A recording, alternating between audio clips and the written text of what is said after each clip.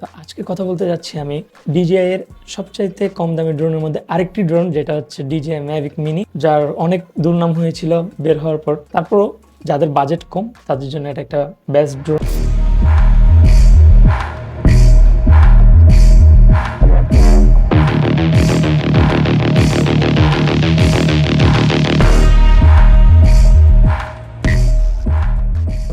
প্রথমে এখানে একটা ক্যারিং কেস থাকতেছে, যদি একটা বক্স থাকে বক্সের মধ্যে এই ক্যারিং কেসটা সহ থাকে। বক্সটা আমাদের কাছে নাই, তো এটা খোলার পরে এই অবস্থায় থাকে। এখানে একটা এয়ারক্রাফট থাকে, একটা কন্ট্রোলার থাকে এবং একটা 3টা ব্যাটারি একসাথে চার্জ দেওয়ার জন্য চার্জিং যে অ্যাডাপ্টার বা বক্স টাইপসের যেটা এটা। তো এই ড্রোনের যে প্রবলেমগুলো ছিল এটার মধ্যে একটা প্রবলেম হচ্ছে এটার ওয়েট।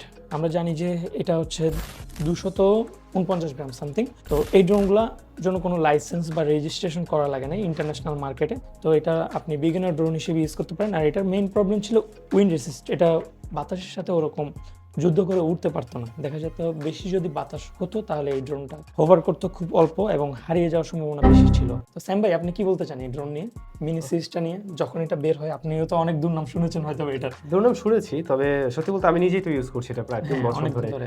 হ্যাঁ, আমার ড্রোন মনে হয় যতদিন আমি চালিয়েছি সবচেয়ে বেশি ব্যবহার করার অভিজ্ঞতা এটার। এবং এটা আমি বাইরেটাও নিয়ে গেছি, কিছুদিন আগে দুবাই নিয়ে গেছিলাম, তারপরে আবার থাইল্যান্ডেও নিয়ে গেলাম।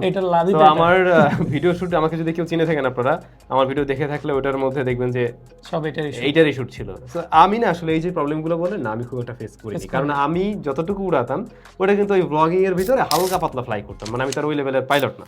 তো আমাকে প্যারায় পড়তে হয় না ওটুকুর জন্য। বাট হ্যাঁ, এটা ট্রু, যেহেতু ড্রোন এটির থেকে আসলে 4K থাকা উচিত ছিল। কারণ কি, আমরা তো অনেক উপর থেকে শুটটা নিচ্ছি।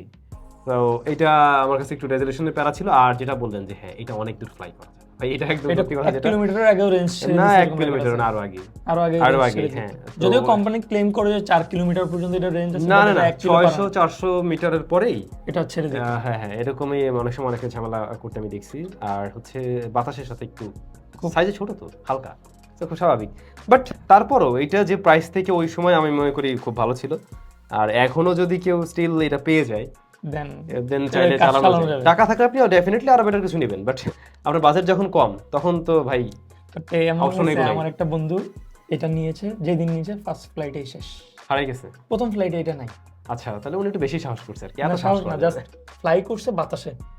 এরকমটা তো হওয়ার কথা না, আমি তো 3 বছর ধরে চালাচ্ছি, তো এদিক সেদিক কম চালাইনি। হয়তো বা তার কোনো, আমার যতটুকু মনে হয় সে আসলে জিপিএস কানেক্টিভিটিটা ঠিকমতো না করে ফ্লাই করে দিয়েছিল, যার কারণে আসলে এটা হোভার করে নাই। রাইট, এই আর কি।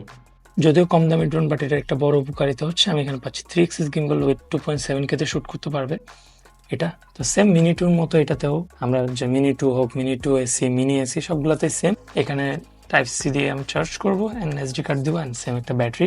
এই ব্যাটারি এমএইচও কম, এটা দিয়ে আমি ফ্লাইট টাইমও পাবো কম। কোম্পানি ক্লেম করে এটা 30 মিনিট, বাট এটা 30 মিনিট পাওয়া যায় না।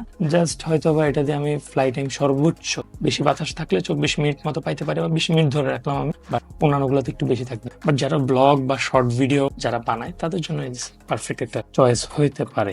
দেন থাকতেছে একটা অকসিং 1 এর সেই লেজেন্ডারি ডিজে পরিচিত কন্ট্রোলার। তো এখানে ফোন লাগানোর সিস্টেম আছে। তো এখানে ফোন লাগানোর পর কেবলটা লাগাই দিতে হবে, ফ্লাই করতে হবে, এতটুকুই। তো কোনো এক সময় হয়তো এগুলো ফ্লাই করে আমি ভিডিও দেখাবো ইনশাল্লাহ সামনে, যদি আপনারা চান। যদি ভিডিও, আজকে জাস্ট আমি আপনাদেরকে ড্রোন সম্পর্কিত কিছু ডিটেলস দেওয়ার ট্রাই করতেছি, ইনশাল্লাহ সামনে ফ্লাই ভিডিও শোনানোর চেষ্টা করবো। ড্রোন উড়ানোর সময় আসলে আমাদের জিপিএস থেকে শুরু করে আমার স্যাটেলাইট 8টার উপরে কানেক্ট আছে কিনা, আমার হোম পয়েন্ট কানেক্টেড আছে কিনা, এই জিনিসগুলো আমার মাথায় রাখতে হবে। এবং আমি কোথায় ফ্লাই করছি, বাতাসের কি অবস্থা, কিছু অ্যাপস আছে, এইসব বিষয়ে আমি সামনে কথা বলবো যে ড্রোন উড়ানোর আগে আমার কি মেনটেন করে উড়াতে হবে।